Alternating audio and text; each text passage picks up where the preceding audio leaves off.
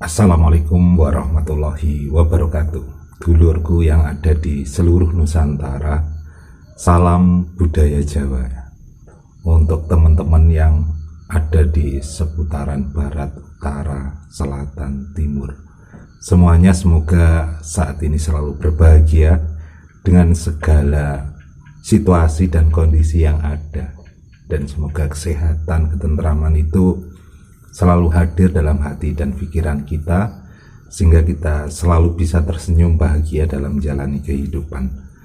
Dulur-dulur, di kesempatan saat ini saya akan mencoba seperti biasa kita membahas tentang hal-hal yang berkaitan dengan weton atau hari kelahiran ya. Kemarin kita membahas tentang prediksi-prediksi weton yang berjaya di tahun ini, dan saat ini saya akan mencoba membahas tentang weton dan perjodohan.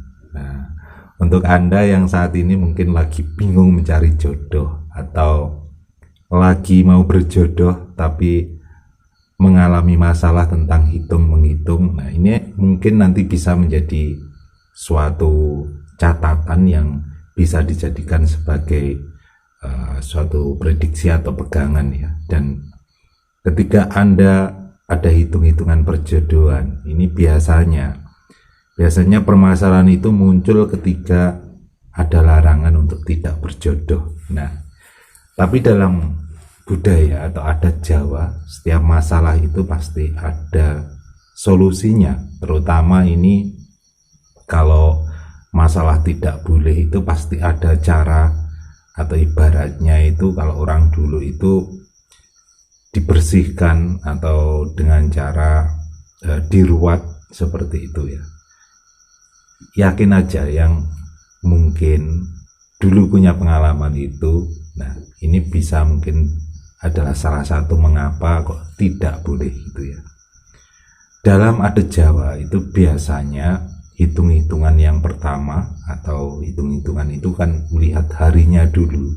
Melihat harinya dulu itu hari apa dan wetonnya itu apa.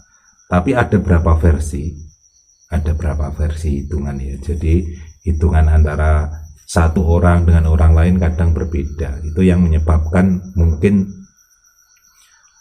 orang menjadi bingung ya. Dan ini salah satunya versi yang ada itu ya.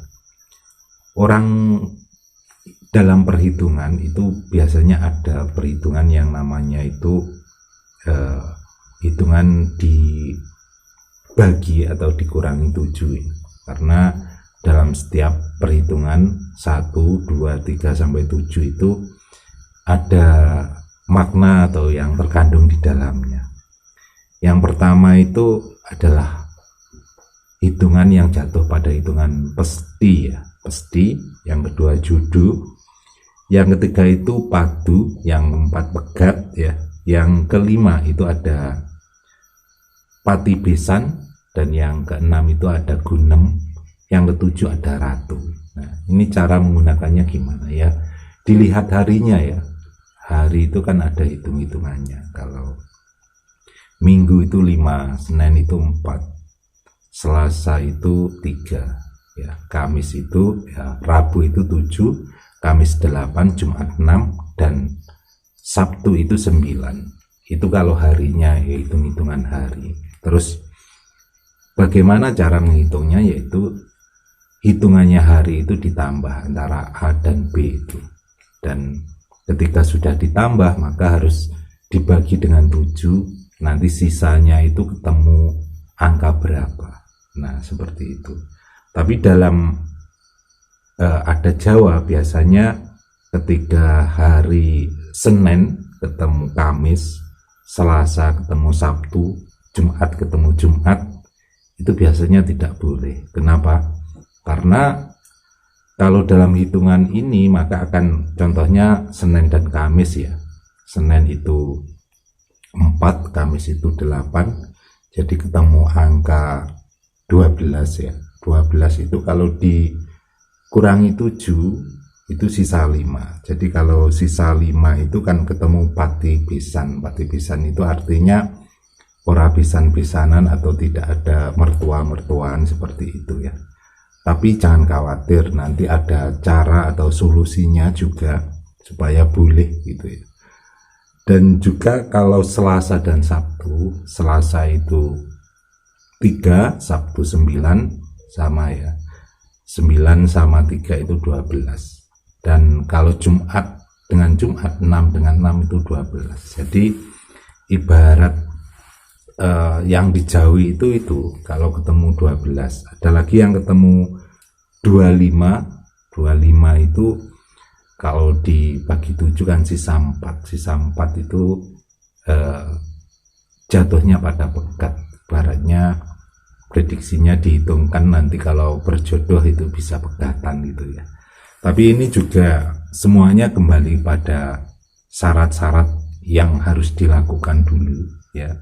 Bisa dengan syarat-syarat, bisa diberi persyaratan-persyaratan supaya dalam budaya itu akan menjadi lebih enak. Dan kalau ketemu 30 itu juga nggak boleh ya, itu hitungan-hitungan buntu.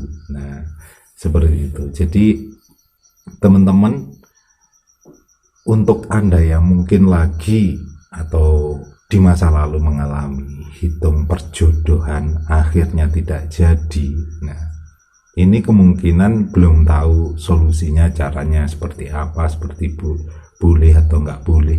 Karena dalam